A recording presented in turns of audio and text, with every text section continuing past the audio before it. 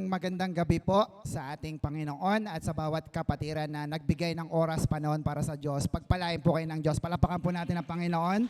Hallelujah. And once again, tonight we are going to study the Word of God. But before we continue with our series, let me just give you once again our few reminders. Siyempre, una na po dyan ay ang ating pong silence your phone. Yan. So paki-silent po natin kapag hindi po natin masyadong kailangan at mamaya na lang po after the service. And also, don't forget to please take down notes. Magsulat po tayo. Sabihin sa katabi, magsulat tayo.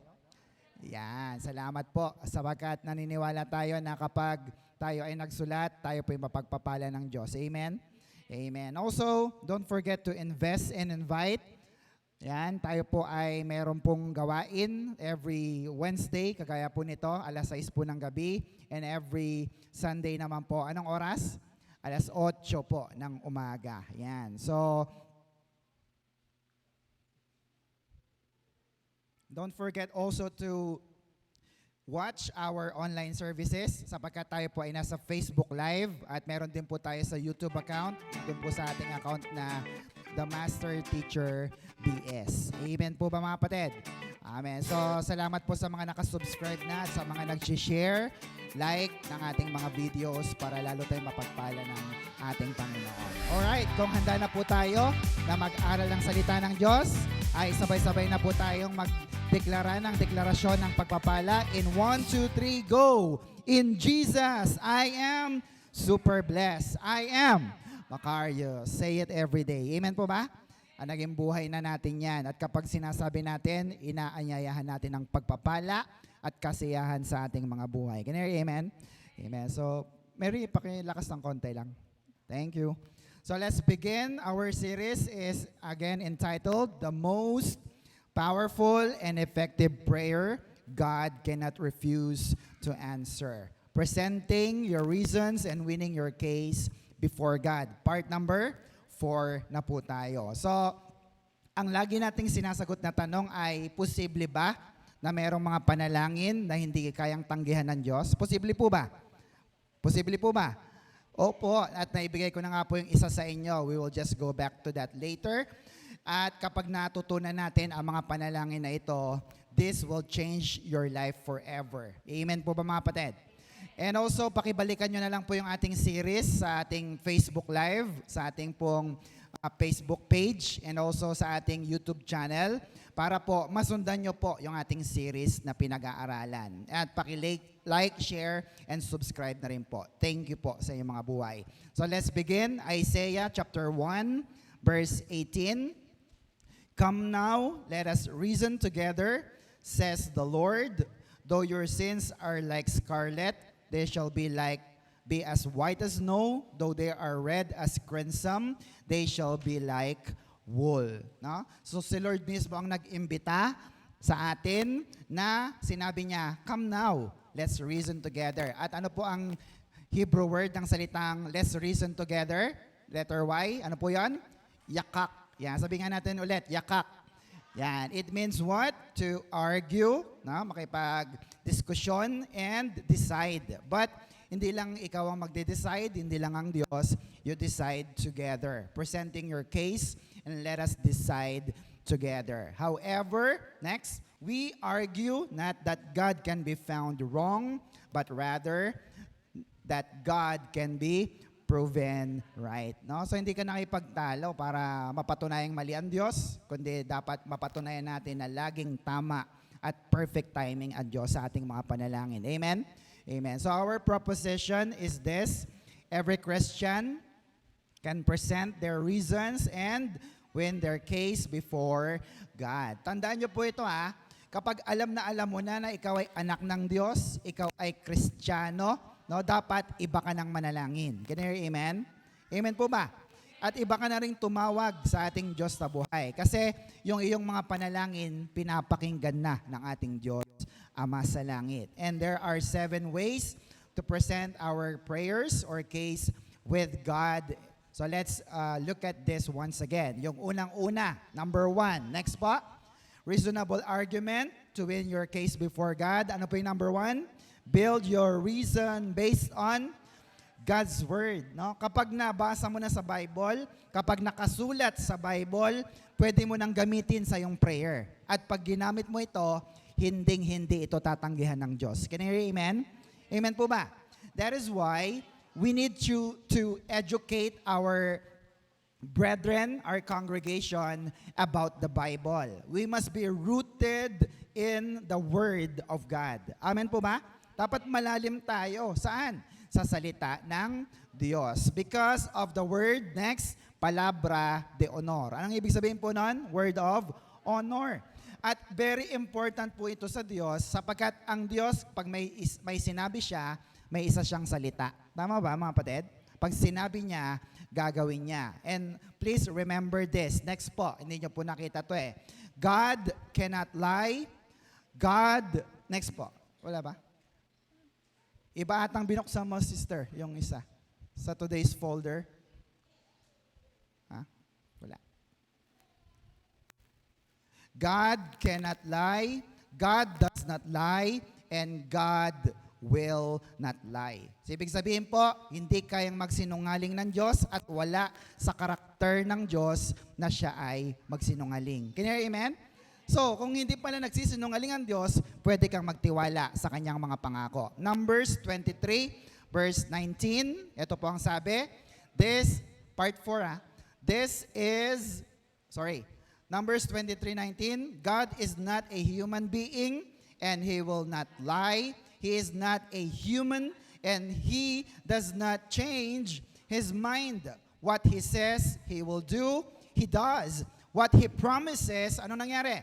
He makes come true. Napakaliwanag, di ba? Pag may sinabi ang Diyos, gagawin niya. Pag may pinangako siya, tutuparin niya. Kasi hindi nagsisinungaling at hindi marunong magsinungaling ang ating Diyos na buhay. Shout amen. Palapakan natin ang Panginoon. Masaya po ba kayo doon?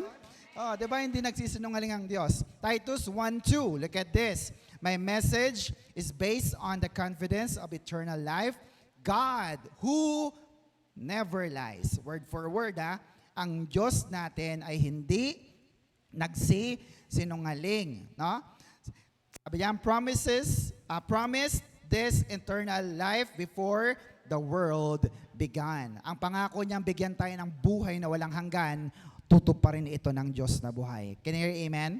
Kaya kapag alam mo yung mga promises, yung mga batas ng Diyos, ayon sa Biblia, mananalo ka sa iyong panalangin, sa kaso mo sa Diyos. Can I hear amen? Amen. So, question is, why should we base on God's Word? Reviewin natin ulit. Mabilis lang. Letter A, because God's Word is never changing. And letter B, God's Word is self-fulfilling. Very self-explanatory naman. Sabi ng Jeremiah 1:12, then said the Lord to me, you have seen well, for I am alert and active, watching over my word to what? Perform it. Sinalita ng Diyos at binabantayan niya para siya rin ang gumawa. Can I hear amen? So, binabantayan niya ito para matupad at hindi siya masira. Again, ilang po bang pagkakamali ang pwedeng gawin ng isang tao para siya ay masira?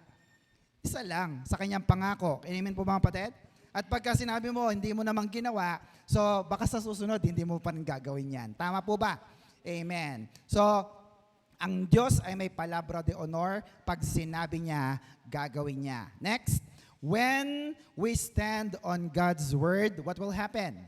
God stand with us. Do you believe this? Kakampi mo ang Diyos. Tama po ba mga kapatid? At dahil kakampi mo siya, siyempre, kung anong meron siya, meron ka rin. Tama po ba mga kapatid? Hindi kanya ipapahiya. Amen po ba? At lahat ng nagtitiwala sa kanyang salita, kailanman hindi mapapahiya. Can you hear amen? So, brothers and sisters, hindi po pwedeng mabigo ang mga taong nagtitiwala sa salita ng Diyos. Ang tanong, may pinanghahawakan ka bang mga salita ng Diyos? Amen, no? So, hindi ka mapapahiya. Sabihin sa katabi, hindi ka mapapahiya. Because our God is the promise giver as well as He is also the promise keeper. Wow! No? Siya na yung nagbigay at siya pa rin ang tutupad ng lahat ng pangako. Palapakan natin ang Diyos sa buhay. So let's go back to the practical application. Ayan, talo na tayo. So ano po yung unang practical na application ng salita ng Diyos? Everybody, God's Word says, we are. Sinabi ba ng Biblia yon? Nabasa nyo ba?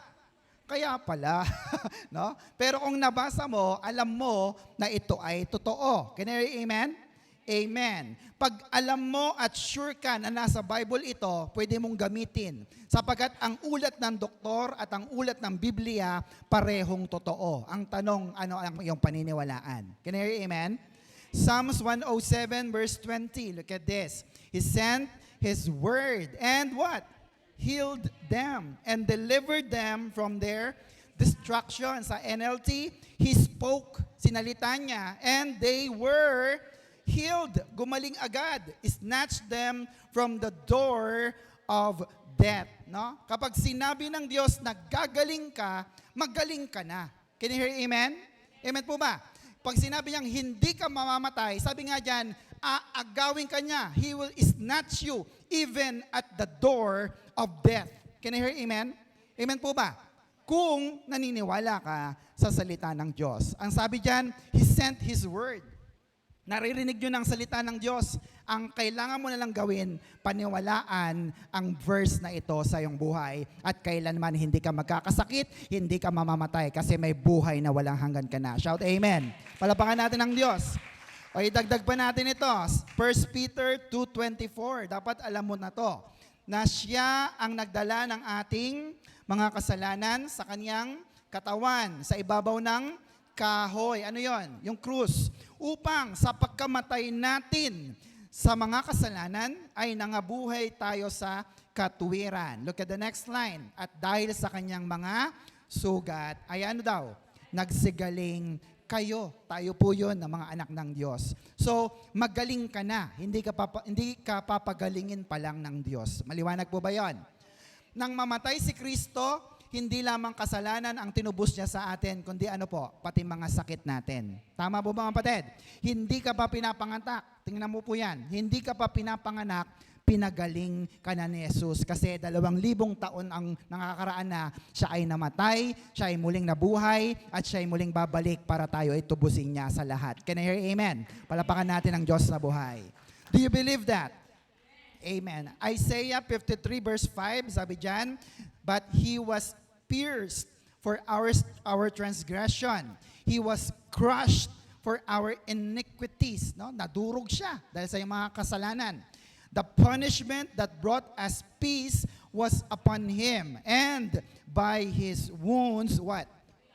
Sabihin nyo na malakas, we are healed. Can you hear amen? Nagkasugat ba si Jesus? Sobra-sobrang sugat, kaya sobra-sobra din dapat ang kagalingan na nararanasan natin. Shout amen. Look at this. Next po. Wounds is equal to healing. Amen po mga kapatid? Lahat ng sugat na natamo ni Jesus, ito po ay nagbibigay sa atin ng kagalingan. Kaya kung ano man ang sakit karamdaman na mayroon ka, naniniwala ka sa Biblia na sinabi mismo ng Diyos na hindi nagsisinungaling, angkinin mo yon. Can you hear amen? Amen po ba? Or you have a choice. Sige, huwag kang maniwala sa 1 Peter 2:24, huwag kang maniwala sa Isaiah 53 verse 5, ubusin mo yung pera mo sa gamot, ubusin mo yung pera mo sa ospital at sa mga doktor. Well, kung sana hindi man lang mauubos yan. Can you hear amen? Pero ang lahat po ay may hangganan. Kaya pag naubos na ito, gusto mo pa ba na umabot pa sa ganon? Huwag na. Can you hear amen? Habang marami ka pang pera, magtiwala ka na dahil sa sugat at latay ni Kristo, ikaw ay magaling na. Can you hear amen? Palapakan natin ang Diyos sa buhay. Are you with me? Amen. For the record, yan, we are not against medical healing. Sinabi ko na nga po. Bakit? Kasi, di ba may mga anak tayong pinag-aaral natin ng medisina, ng pagkadoktor, dentista, or ophthalmologist. Tama po ba? May mga surgeon pa nga tayong mga Christian na kapatiran. Kasi alam natin, mabuti ito. So sabi dyan, it's wrong to assume that medicine and faith are what? Necessarily opposed to each other. Yung pong medisina at ang pananampalataya, hindi yan magkalaban. Sabihin sa katabi, hindi yan magkalaban. Amen po ba mga kapatid? Bagkus nga po, ito pa ay nagtutulungan. sa bawat isa sa atin. Kaya kung umiinom ka man ng gamot ngayon, huwag mo yang ititigil. Can you hear amen? Lalo na kung mababa pa ang iyong pananampalataya sa Diyos. Can you hear amen?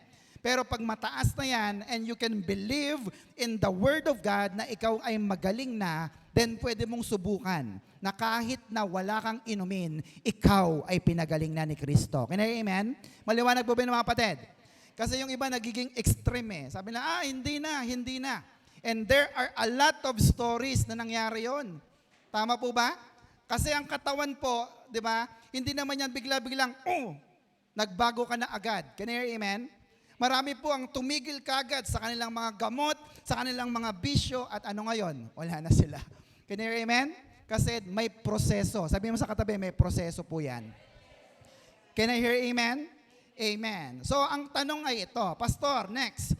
Is it wrong to take medicine if you have faith in God? Ang gandang tanong. Tama po ba mga kapatid?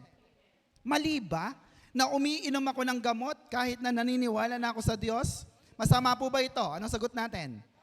No? Well, obviously, hindi ako doktor, ha? Ako po'y pastor. Maliwanag po ba mga kapatid? So, hindi ko rin alam kung ano ang exact medical situation ninyo.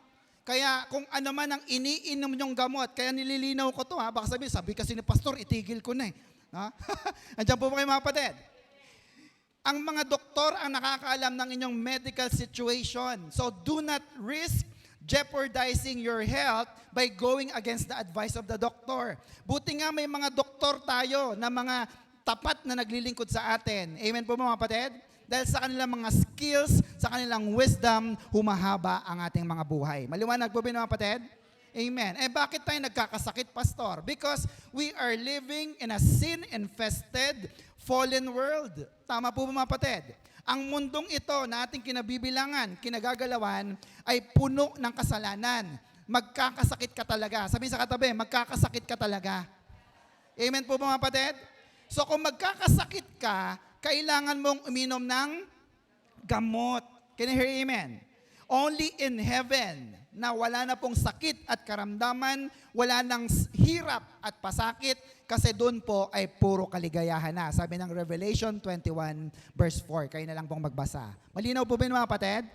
So anong tunay na problema? The real problem is our soul and our spirit. Maliwanag po ba mga kapatid? Ang tunay na problema, ang iyong spirito at ang iyong kaluluwa. Maliwanag po ba mga kapatid? Kasi pag hindi mo nagamot yung spirito, hindi na born again, ano ang iyong magiging pag-iisip? Ganun pa rin sa dati. Tama po mga kapatid? At babalik pa rin ang isang tao sa kanyang maling lifestyle, sa kanyang masamang bisyo. So ano mangyayari sa kanya? Magkakasakit ulit ang kanyang katawan. Kahit lumaklak ka pa ng maraming gamot. Nandiyan po ba yung mga kapatid? Maliwanag po ba? Kasi ang tunay na problema ay ang hindi na born again na spirit at kaluluwa. Maliwanag po ba mga kapatid? So what do we do with that? Dapat ma-born again ang iyong spirit. Amen po ba? Kaya nga pag nababorn again ka, yung mayaman ka, kasi iniiwasan mo na yung masamang bisyo, iniiwasan mo na yung mga masasamang lifestyle mo, yung mahilig ka sa maalat, kain ka sa mamantikang mga pagkain, di ba? So ang kinakain mo na ngayon, mga fruits, mga veggies, mga vegan na kayo, no? Can you hear amen? Kasi nabago na ang isip mo gamit ang salita ng Diyos. Shout amen. Palapakan natin ang Diyos sa buhay. So, sagutin natin ang tanong kanina. Pastor, is it wrong to take medicine if you have faith in God? What is our answer, everybody? It is not wrong to take medicine if you have faith in God. Medicine and faith can work together to bring healing. Hinto tayo doon. Maliwanag po ba yung mga kapatid? So yung ginagamot mo na iniinom mo at yung pananampalataya mo, nagtutulungan yan para lalo kang lumakas, kaya buhay ka pa ngayon. Can you hear amen?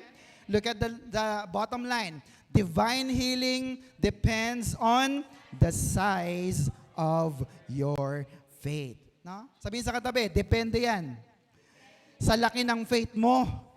Tama po ba mga kapatid? Eh kung talagang naniniwala ka na kahit hindi ka uminom ng gamot, magaling ka na, di sasabihin ng Diyos sa'yo, nak, tigil mo na yan. Sa akin ka na lang magtiwala. Can you hear amen? Amen po ba mga kapatid? So, depende yan. Brothers and sisters, tingin po kayo sa akin. Hindi nyo kailangan itigil ang inyong mga iniinom na gamot, lalo na kung mababa pa ang inyong pananampalataya.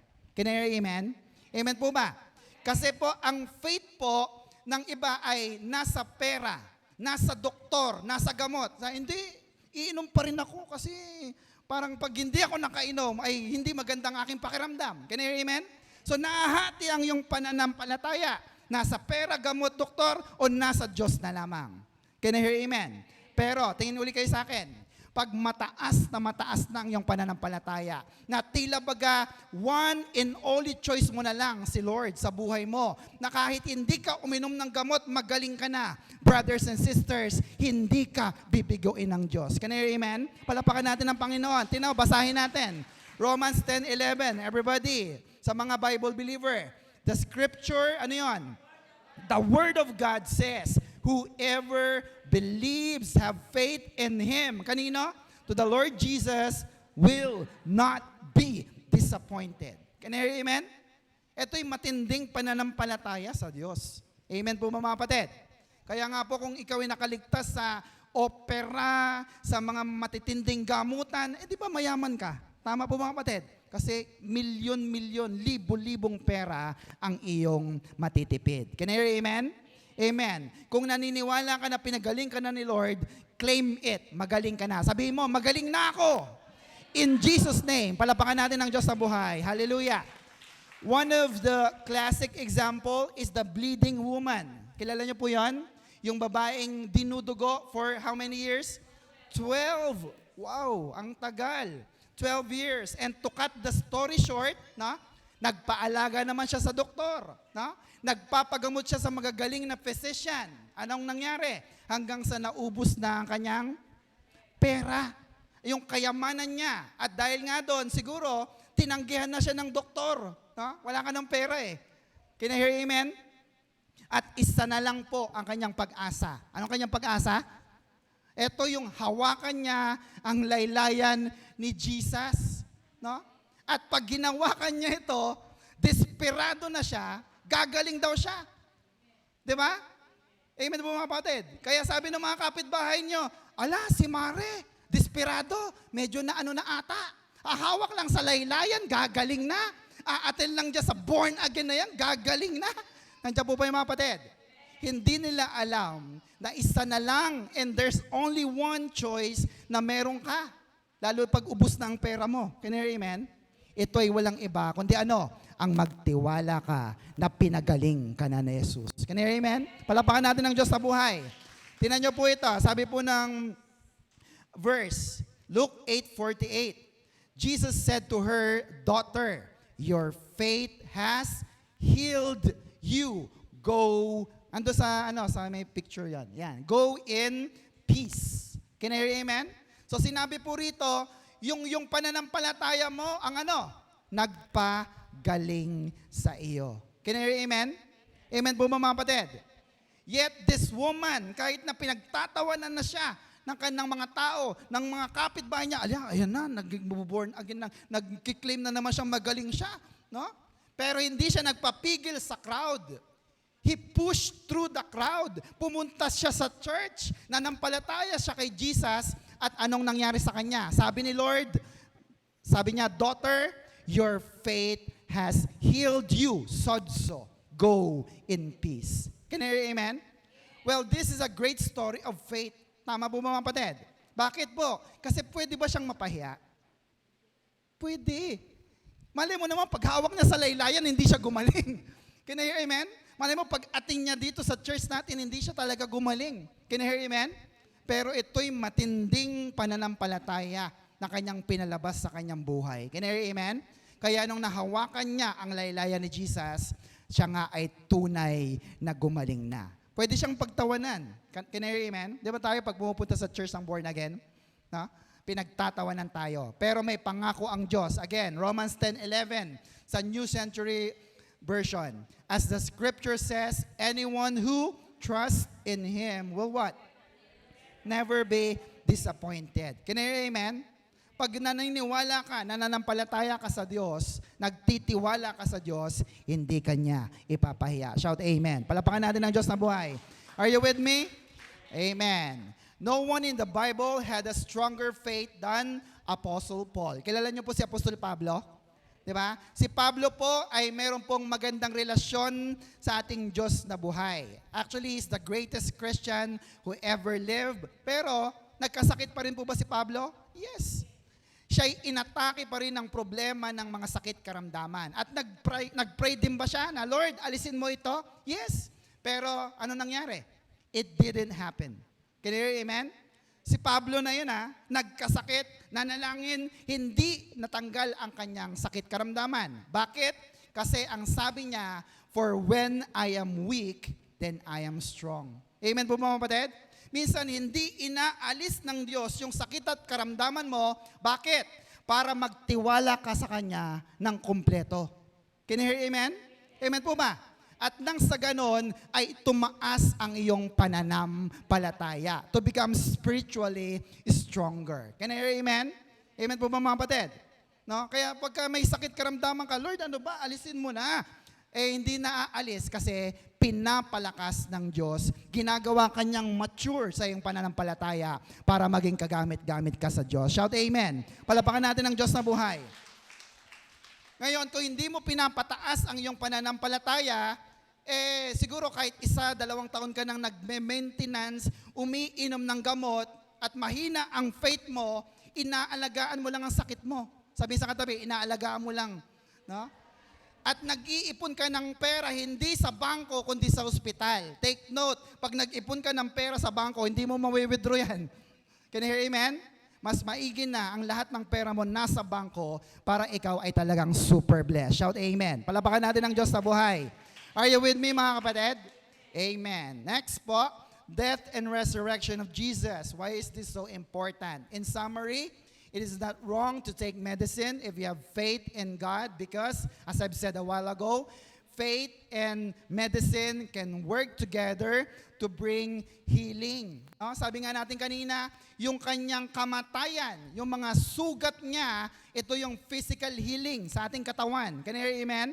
Si Kristo ba'y namatay sa krus ng Kalbaryo? Nasugatan po ba siya? Naniniwala po ba kayo?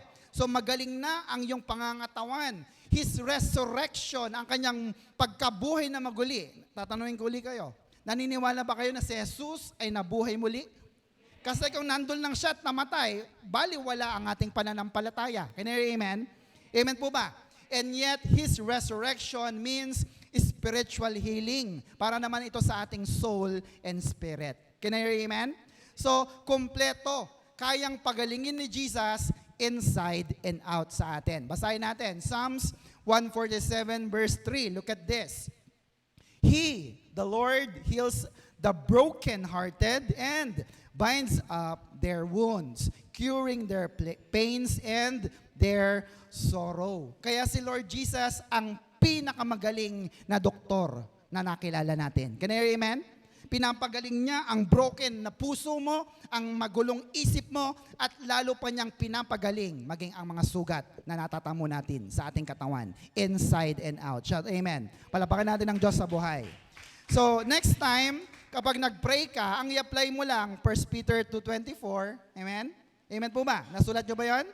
Isaiah 53 verse 5, Matthew 1:21, pinanganak siya para tayo tubusin sa kasalanan. Psalms 107:20, Psalms 147 verse 3, at syempre isama mo na ang James 5:15. Are we clear with that? Amen. Iwanan na po natin yan. Next, number 2. God's word says we are what? Super blessed. Sabi nga natin, super blessed. Do you believe with this? Posible po ba na tayo maging super blessed? Amen po ba mga kapatid? Ako naniniwala po ako dyan. Amen po ba? Kasi yung iba po nagsasabi na God bless you lang. No? Pero tayo po dito sa church, sinasabi natin, stay super blessed. So, sabi po ni Jesus, posible po ito. Luke 11 verse 28. He, sino yun? Jesus replied, blessed rather are those who hear the word of God and what? Obey it. No? Ang silipin natin na salita ay yung salitang blessed or blessed.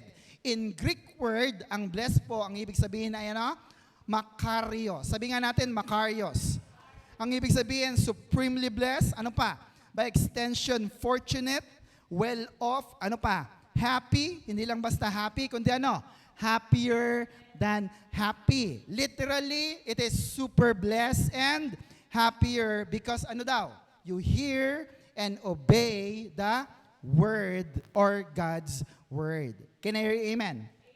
So napakaganda po ng word na Makarios. Pag sinasabi mo, dinideklara mo ang super blessing. Supremely blessed. Can you hear amen? Sa Tagalog ng supremely ay pinakamataas na pagpapala na pwede mong matanggap. Gusto niyo po ba yun mga kapatid? Ang synonym nito ay extremely, completely, enormously, absolutely, superlatively. Pinakamataas. Can you hear amen? Gusto niyo po ba yun? Amen. And also, happier. Sabihin mo nga happier. In the kingdom of God. At mamaya sasabihin ko kung bakit po. Kasi po, 50 times na inulit-ulit ng Panginoong Yesus na posible nga na ikaw ay maging Makarios. Pwede kang maging super blessed. At sa Bible, kapag inulit-ulit, 50 times inulit, no? Ibig sabihin nito, very, very important. Can you hear amen? So, ibig sabihin, nagpapatunay lang na pwede kang umasenso sa iyong buhay. Pumalakpak ang lahat ng naniniwala. Shout amen. John 1:16, tingnan niyo po ito. From the fullness of His grace, sino po yan? Si Jesus. We have all received, ano daw po? One blessing after another. Look at that. No? Hindi pa ubus yung laman ng wallet mo, may pumapasok na agad sa bulsa mo. Can you hear amen? One blessing after another. 2 Corinthians 1:20.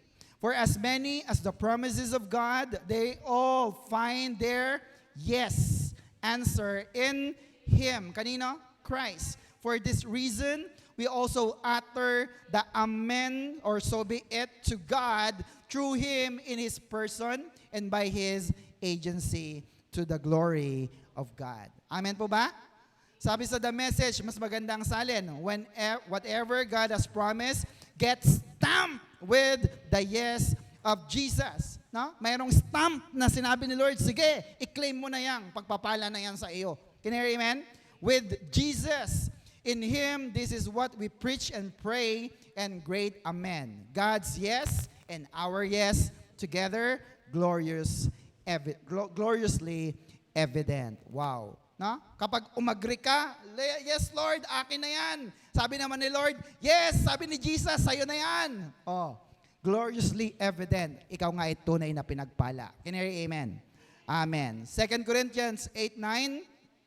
You know the grace of our Lord Jesus Christ. You know that He gave up His heavenly riches for you. No? Iginib up niya ang langit para lamang sa iyo. He gave up everything so that you could be what? Richly blessed. Kita mo yan? Pinapayaman tayo ng Panginoong Yesus.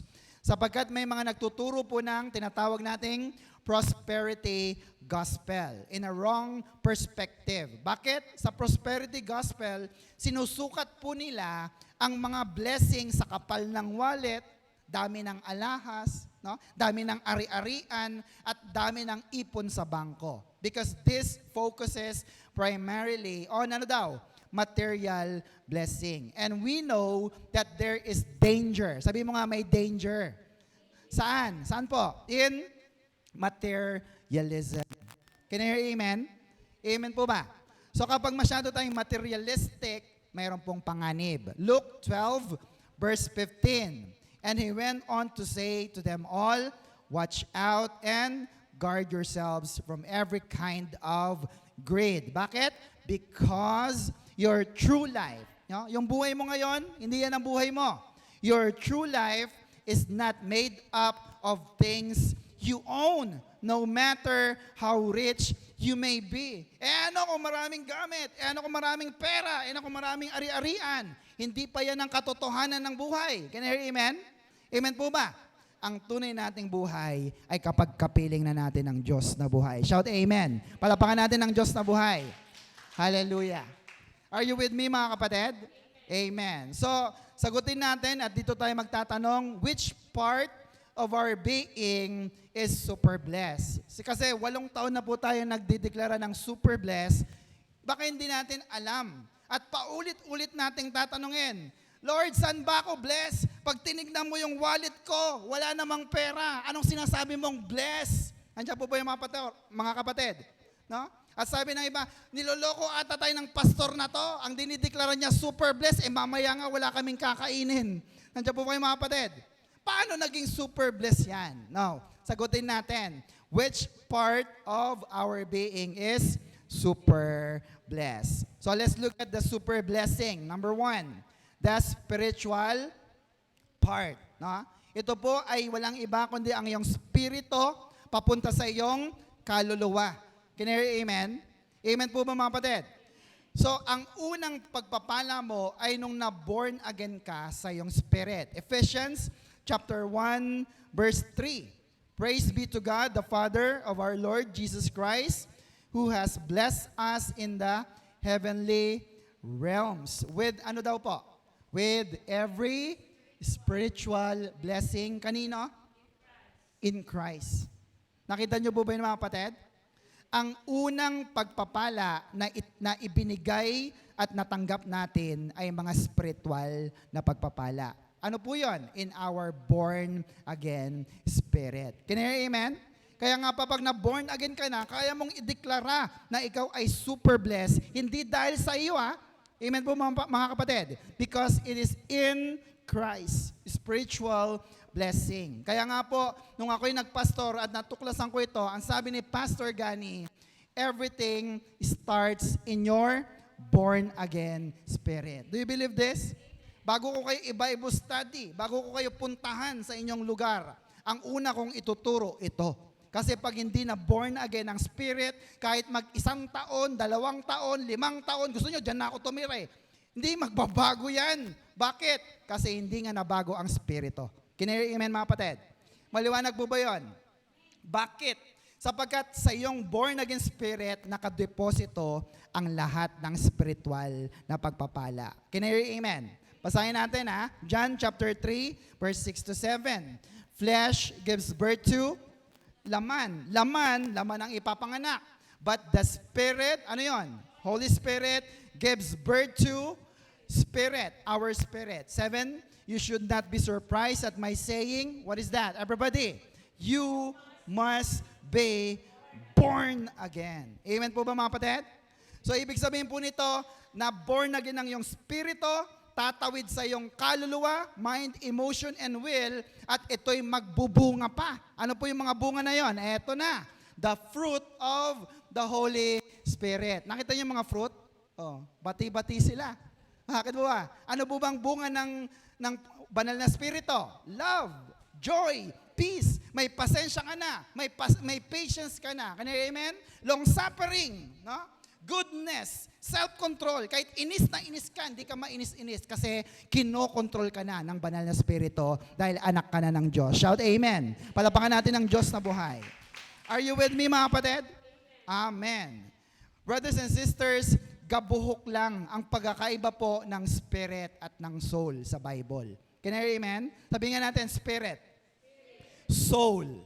Yan. Gabuhok lang po yan. Halos parehas po sila. Look at this. Genesis 2, verse 7. Then the Lord God took some soil from the ground and formed a man out of it. He breathed life-giving breath into his nostrils, and the man began to live. No? Kailan nagsimulang mabuhay ang isang tao? Nung siya ay hiningahan ng Diyos sa kanyang butas ng ilong, into the nostrils. And we call that neshama. Sabihin nga natin, neshama. Ang ibig sabihin ng neshama in Hebrew is the soul or the spirit. Can I hear amen? And after that, God breathed into our nostril, the man began to live. Kaya pag wala ang hininga ng Diyos sa ating mga tao, wala kang kabuhay-buhay. Can you hear amen? Akala mo lang buhay yan, pero hindi yan buhay. Kasi pagbalik ng Panginoon, hindi siya masasama sa buhay na walang hanggan. Can you hear amen? Amen po ba? That is why you need to be born again in your spirit. Maliwanag po ba yun mga kapatid? Amen. Hebrews chapter 4, verse 12. Look at this.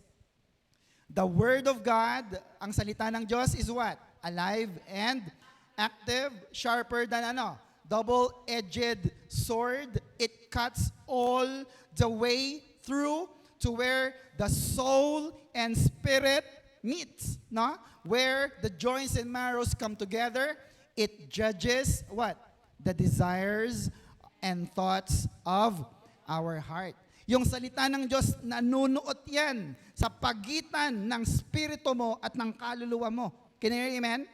Amen po ba? Para magkaroon ito ng tunay na pagbabago. Buti na lamang po may Word of God na laging magpapaalala sa atin kung ano ang mabuti at tamang gawin. Shout amen. Palapakan natin ang Diyos na buhay. Are you with me mga kapatid? Amen. Next, dito po tayo magtatapos. Second po na part ng ating pinagpapala is, ano po yon? Our physical part, which is from the spirit, pupunta sa iyong soul, and ano yung physical part? The body, ang iyong pangangatawan. Amen po ba mga kapatid? So it is the material blessing. Can I hear amen? Tingin kayo sa akin. Sapagkat totoo naman na kapag may pera ka, masaya ka. Can I hear amen? Kapag may bago kang sasakyan, masaya. Can you hear amen? Kapag mayroon kang magandang bahay, masaya. Can you hear amen? Kaya gusto kang pasayahin ng Diyos at kaya niyang ibigay ang material na pagpapalang ito. Can you hear amen? Kaya lang, ang problema ito. Sabi ko kanina, anong super blessed? Mamaya nga wala kaming kakainin. No? Hindi nakakatawid sa iyong spirit, soul, and body ang pagpapala kasi mayroong kulang sa ating mga buhay. Sabi mo, may kulang. Sabi sa katabi. Yan. Sa kabila naman, may kulang. ano po ang kulang, pastor? Ito ang kulang. Next. Hear and, obey God's word.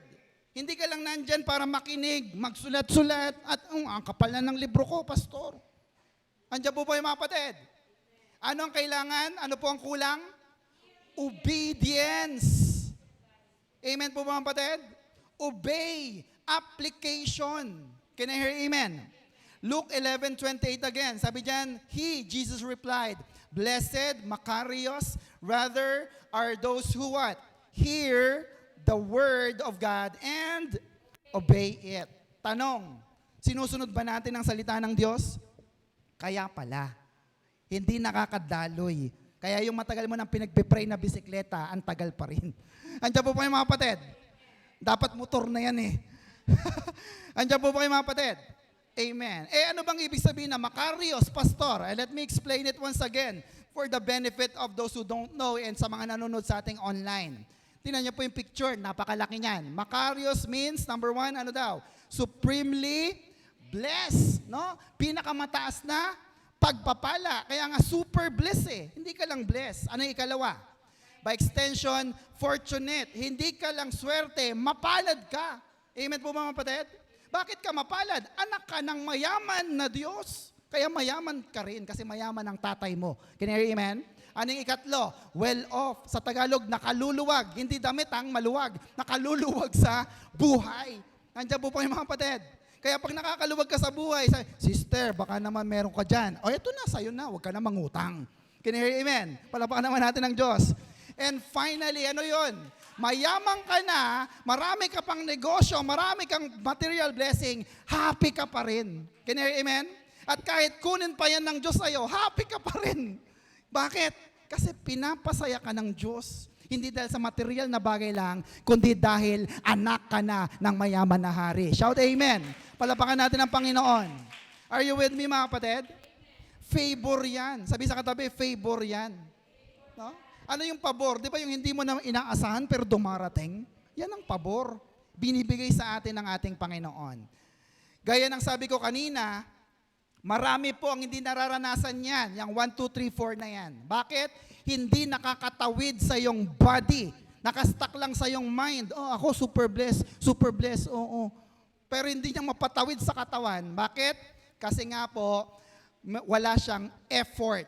Ano po yung effort na yon? It is the discipline of, next, obedience. Sabi mo nga, obedience. Amen po ba mga kapatid? Amen. Now, kung kontento ka na, sige, okay lang na taga-upo ako, taga-pakinig lang pastor, okay na ako dito, huwag ka nang sumunod sa salita ng Diyos. Amen po mga kapatid.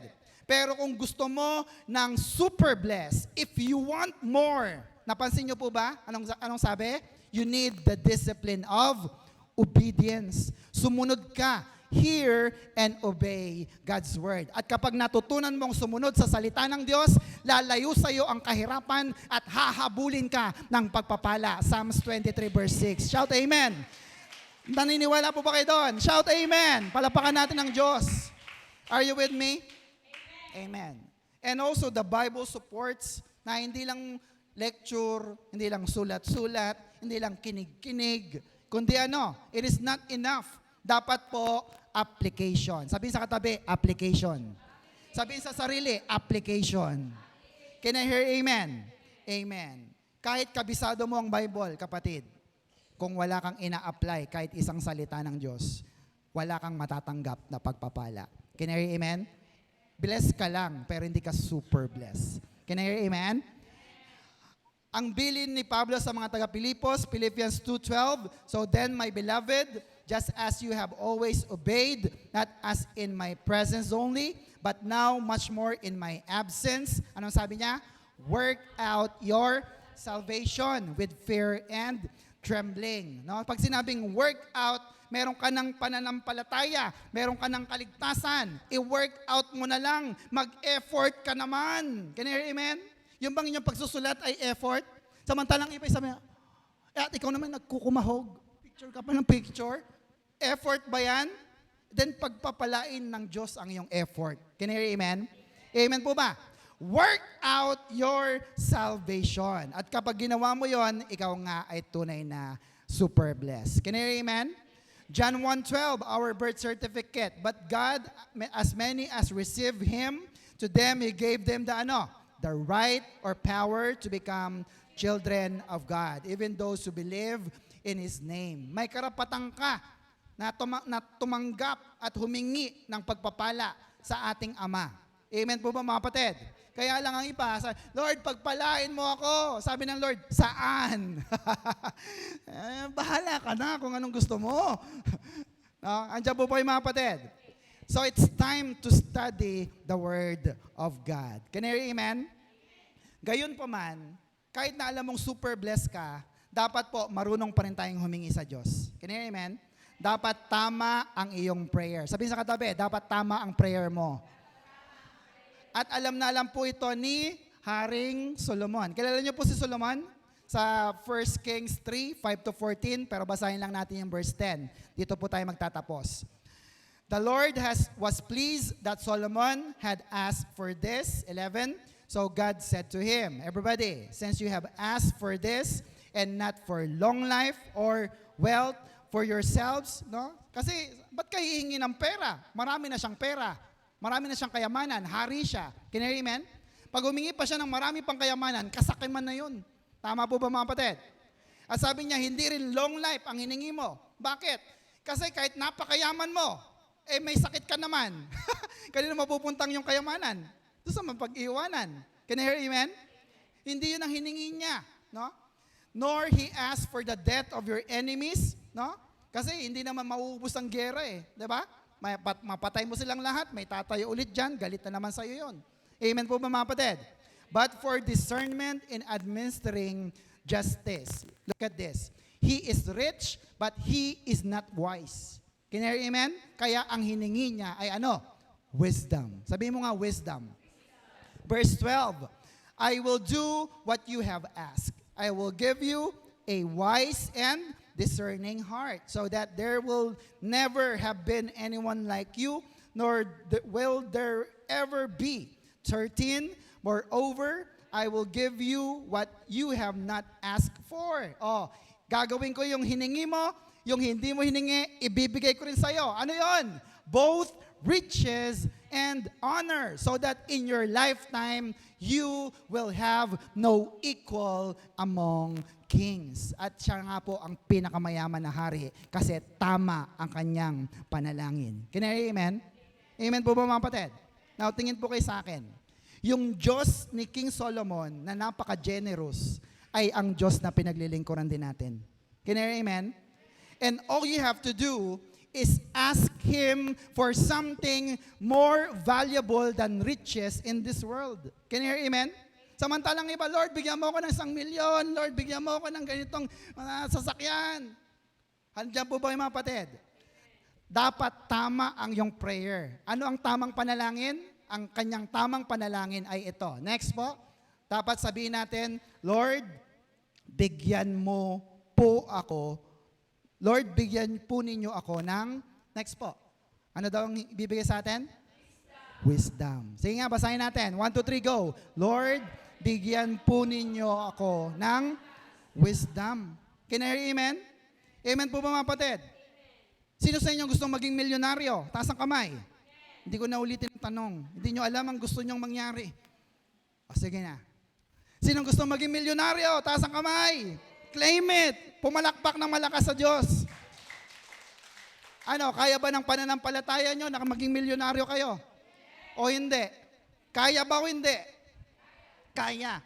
So dapat pala, sa mga gustong yumaman, dapat ang prayer ninyo, una sa lahat, hindi dapat, Lord, bigyan mo ko 1,000,000 para maging milyonaryo. Ang dapat una mong prayer, Lord, bigyan mo ako ng wisdom. Bakit? Kasi pag may wisdom ka, makakatapos ka ng pag-aaral, mapapangasiwa mo ng mahusay ang iyong negosyo. Can you hear amen? Amen po mga kapatid? So kapag nakapagtapos ka ng pag-aaral, mababawasan mo ang kaka-cellphone, kaka-Netflix, kaka-basketball, bulakbol, gala sa mall kasama ang jowa. Andiyan ba kayo? Kasi may wisdom ka na. Amen mga kapatid? At pagkatapos doon, magkakaroon ka ng magandang trabaho. Amen? May wisdom ka. Nakatapos ako ng pag-aaral. Magandang trabaho. Amen po ba? At tapos nito, may trabaho na. Dapat ang prayer mo maging masipag, matyaga, walang late. Very important. Sabi sa katabi, very important. Yung iba kasi walang tiyaga, wala pang 3 months, wala pang 6 months, lipat na naman, resign na naman. Ay, hindi ka talaga aasenso dyan. Can I hear amen? Dapat tinatapos mo muna ang iyong kontrata. Can you hear amen? Ayaw natin na kapag Kristiyano ka, awol ka, suspended, or worse, you are fired with your job. Can you hear amen? Tapusin ang kontrata. Can you hear amen? Next, present your case based on the book. Si Haring Solomon, alam natin, matalino siya. Can you hear amen? Amen po ba? At alam niya kung paano niya gagamitin ang talino na yan. Third, hindi ako hingi ng pera. Meron ako niyan. Ang hihingin ko, yung wala ako. Ito'y walang iba, kundi ang wisdom. Can you hear amen? So you must study the Word of God so you can remind God. Last 2 verses, Isaiah 43:25. Everybody. And yet I am the God who forgives your sin, and I do this because of who I am. I will not hold your sin against you. 26. Review the past for me. Let us argue the matter together. State the case for your innocence. No? Sabi ng Diyos, ipaalala mo nga sa akin kung ano nangyari. Sa Isaiah 43:26, Tagalog, last verse na po ito. Ipaalala mo ako, tayo'y kapwa magkatwiranan. Ilabas mo ang iyong usap upang ikaw ay mapatotohanan. Tanong, makakalimutin ba ang Diyos? Ha? Makakalimutin po bang Diyos? Hindi. He is an omniscient God, all-knowing God. Can you hear amen? But sabi ni Lord dito, ipalala mo nga ako. No? Ang totoo niyan, hindi siyang makakalimutin. Kundi sino? Tayo. Can you hear amen? Kasi tinitignan niya kung talagang nabasa mo sa Biblia, saang libro, anong verse, anong chapter. Can you hear amen? Jeremiah 29:11, Lord. Kaya pag natutulog ka, payapa ka na.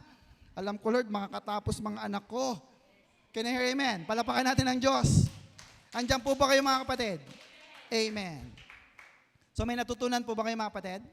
Amen. Ipaalala mo ang salita ng Diyos. Finally, our prayers will be most effective if we remind God of His own words and promises. Sinabi niya yan eh. At pag sinabi ng Diyos, paalala mo lang. Sabi sa katabi, ipaalala mo lang. Ayan. At tutuparin ito ng Diyos. Amen po ba? Sige, tayo tayong lahat. Next week po, ito ang ating pangalawang pag-aaralan. Napakaganda. Ano po yung reasonable argument to win your case before God? Number 2, Build your reasons based on the integrity of God's name. Wow. Pag ginamit mo naman ang pangalan niya, hindi rin siya makakatanggi ron. And let's study that. Are you with me, mga kapatid? Palapakan natin ng Diyos. What's our Macarius challenge? Apply God's word in all your prayers. Let us pray. Panginoon, salamat po for you are so good to us. Thank you for this wonderful time of Bible study. Alam namin na marami po kaming mga napag-usapan. And yet, Lord, to summarize all of it, we must take God at His word. Kung ano man ang iyong sinabi, Panginoon, alam namin na tutuparin mo. Kaya Lord, narito ang aking mga kapatid. Alam ko po na marami silang mga verses, mga salita ng Diyos na pinangahawakan. Lord, make these verses their life verse, Panginoon. Nasa kanilang buhay, hindi lang nila ito kabisado, kundi lagi nilang pinangahawakan. Sapagkat ang nagbitaw ng mga pangakong ito ay walang iba, kundi ikaw, aming Panginoon. Lord, thank you sapagkat nagtitiwala kami sa iyo. Ikaw ay Diyos na hindi kayang magsinungaling, Panginoon. Kaya naman, anuman ang sinabi mo sa iyong salita, anuman ang nabasa namin sa Biblia, pwede naming angkinin at panghawakan. Salamat, Lord, for we are super blessed. We are Macarius in Christ. We are happier than happy. And we bring you back all the praises and thanksgiving. This is our prayer in Jesus' name. And everybody will say, Amen. Palapakan po natin ang Diyos na buhay. Ano ulit ang ating Macarius Challenge? Apply God's Word in all your prayers. To God be the glory. Palapakan po natin ang Diyos. Makakaupo na po tayo.